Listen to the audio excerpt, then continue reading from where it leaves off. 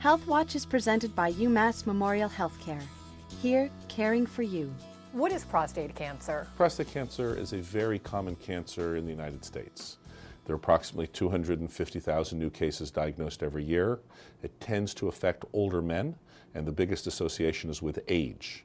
However, prostate cancer can also be associated with men with African American background and men who have a family history of prostate cancer. What are the symptoms? There really are no symptoms from early prostate cancer, and that's one of the biggest problems, and that's why we've developed screening tests for it. As the cancer progresses and grows, it could cause problems with urination, could cause blood in the urine. If it spreads to the bone, it can cause bone pain and paralysis and all sorts of weaknesses. How important is it to get a prostate exam? The workup and examination of the prostate is really twofold. There's a blood test called the PSA, or prostate specific antigen blood test, and associated with that we also do a digital rectal exam, which is basically a finger exam of the prostate. What are some treatments? Traditionally there's surgery or removal of the prostate.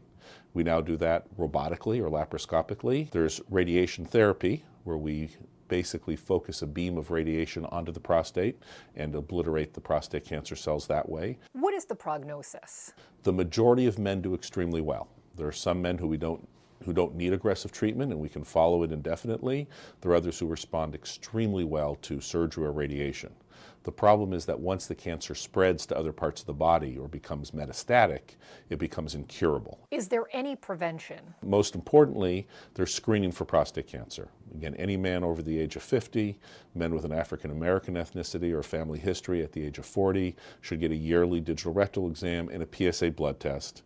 And then depending on what happens over the first few years, we can then temper the frequency of it.